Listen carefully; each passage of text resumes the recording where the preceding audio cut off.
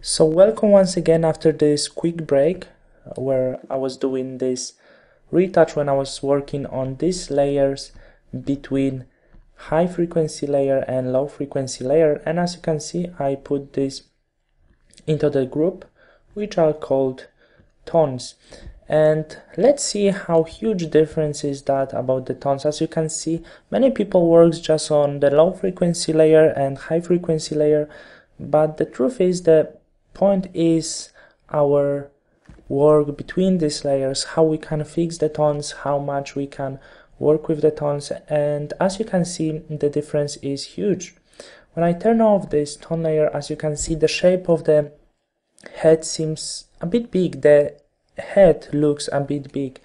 So I was working a little bit with the hair. As you can see I darkened them a little bit, so thanks that when we darken the white areas which are responsible for the big shape of the head, as you can see we have always this white area over here. So to make this look a bit better I just darken up this area, and thanks that the shape of the face looks so much better after this. I was working on the forehead a little bit to take off the dark spots from the forehead. As you can see some of the places were a bit in shadow, so I just brightened this up.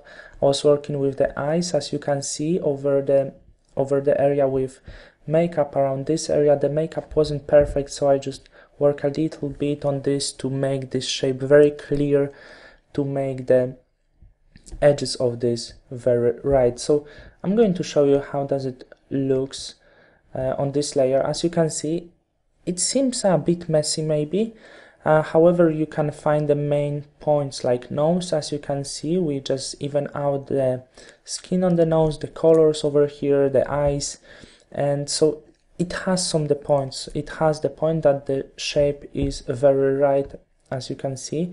And the other thing very important is cheeks. As you can see I had some area in the shadow, and actually I had this red spot over here and I really didn't like this. So as you can see that's the before and that's the after. I just take off this spot from here. So that's how it looks like, and now I would like to show you something more, how you can work with the tones, how you can fix this, especially when you have picture like this where we can find some of the shadows. Not sure if you can notice this area over here what I'm showing right now, but this area is a bit darker than the rest of the face. Other point is over here which is pretty much dark. Some of the lips around here it seems just dark and it doesn't look so great. So what we can do to fix this, there's one method. I'm going to put all of this to the one group now. So I'm going to press shift and select all of these layers, and I'm going to pull this to the group, control or command G, and I'm going to call this group brush because I was working just with brush. And right now I'm going to create more layers above this brush layer, but still between high frequency and low frequency layer, and I'm going to work with clone stamp tool. If you've seen some of my other tutorials, or if you've seen my other courses, maybe you notice this method when I'm using when I choose clone stamp tool, and once again I set the flow very soft. Of course all layers has to be checked as well, and the point I'm going to choose is blend mode. The blend mode is the most important, so I'm going to change normal. If you set the normal, set lighten. What it allows you, when we go into clone from the area next to this and paint the dark spots, it's going to lighten up the areas we want to lighten. If you find some of the bright spots you want to make a bit darken, then change the mode into darken. I usually don't work with the mode darken, I just use lighten when I find shadows. It works really perfect when your model has some bags under the eyes. That's my method how I work with the bags. But if I find some of the shadows on the face, I really like to work with this method because I think it's just the best method to do this kind of things.